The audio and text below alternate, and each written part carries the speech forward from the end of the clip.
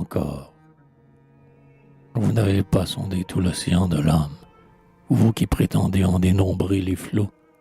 Qui de vous, de tout cœur, a pu sentir la flamme et de toute poitrine écouter les sanglots?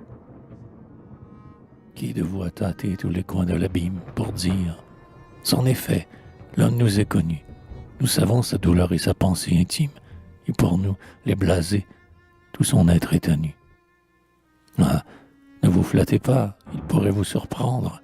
Le voile usé d'un cœur qui vous semble si vieux, dans un déchirement pourrait vous faire entendre un accent inouï qui mouillerait vos yeux.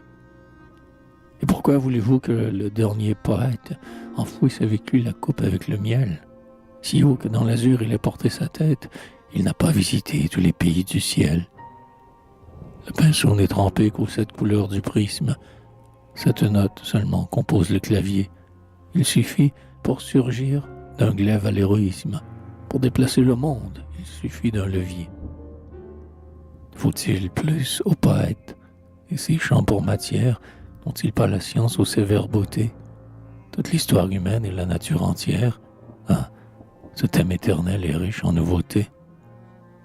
L'art ressemble à la terre où les graines ardentes trouveront tous les ans du sucre et des amours, où les moissons jamais ne sont plus abondantes qu'après qu'elle a subi les plus profonds labours. Les lâches seuls ont peur d'une autre renommée. Ils murmurent « assez » parce qu'ils n'osent pas. Et ceux pour qui la muse est une bien-aimée cherchent encore sa bouche et n'en sont jamais las. Un dieu que tout poète en ses préludes nomme descendit parmi nous, salué par les bois. Il chantait, mais le dieu n'intimidait pas l'homme, et des pâtres mortels ont défié sa voix. La crainte de faillir est une indigne excuse. Si les maîtres sont forts, on les peut approcher.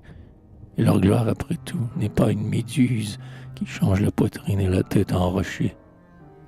Au début de ses chants, de son luth qu'il accorde et qu'il n'attaque pas avec des doigts certains, le poète novice a fait jurer la corde, mais il marie un jour son génie et ses mains. Et dès lors, il se fie aux démons qui le poussent. On lui dit que les cœurs sont fermés maintenant. Mais, comme il a senti la divine secousse, il enchaîne l'oreille à son verbe entraînant. Les beaux vers sont si beaux. La strophe cadencée, par son rythme sonore et ses rigides lois, donne un fier mouvement à l'auguste pensée. Elle est impérieuse et touchante à la fois. D'un vers passionné dont l'harmonie est grande, nul ne saurait braver l'irrésistible appel.